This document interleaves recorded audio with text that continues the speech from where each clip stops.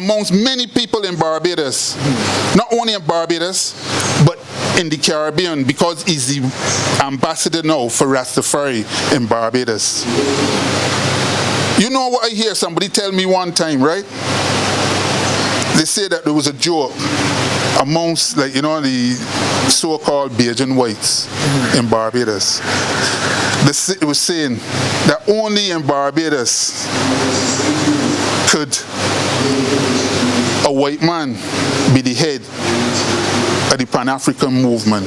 Only in Barbados, right? And when I hear that joke, right, I had to like believe it. You know why? Because me myself, right?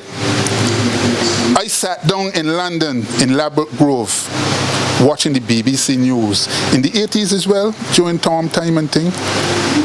And I heard a young lady, a European young lady in England, after coming to represent Barbados, as Miss Barbados at the Miss World competition in Europe, England. And after it finished, now she ain't play, she ain't coming away, but you know, well, she represent. But it wasn't the representation that I have issue with, because she's a white girl and she represent Barbados. That isn't the issue with me, because, you know, that ain't either here or there. My thing with her, right, is a statement she made. And then say she didn't say it, she was misquoted, right? But I heard her say in London on the TV, when a white man, a European, asked her, wait, how come Barbados is like 99% black people? How come they can't find a black girl to send to England to represent Barbados? And what I have thing with is what she said after that. The young lady said, I'm going to explain to you now why I'm here. She said, for right now, there's a war going on in Barbados between the blacks and the whites. And me being here is obvious who's winning.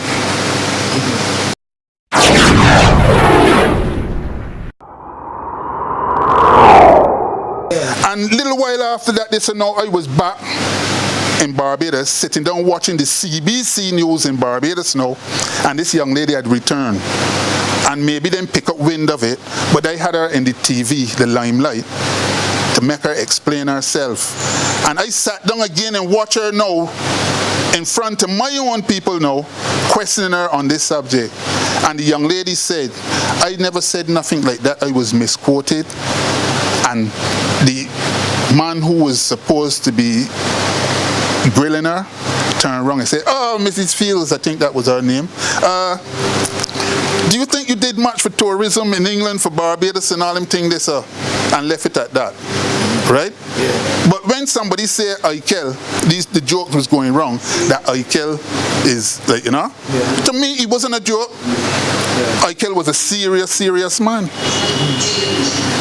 But he was misguided when it come to Rastafari. He thought he knew Rastafari, but he didn't know Rastafari.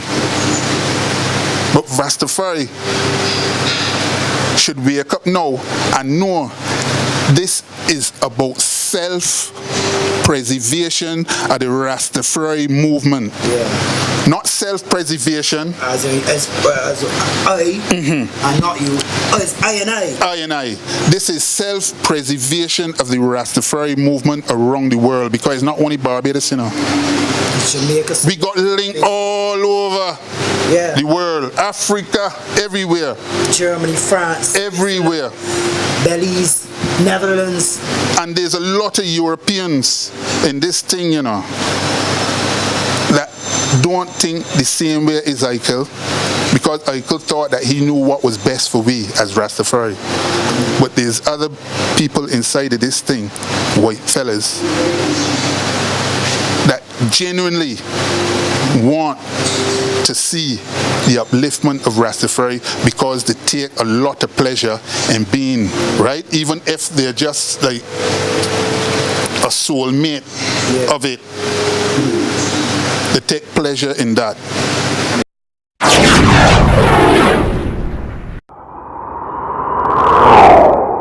the history of Rastafari movement here in Barbados.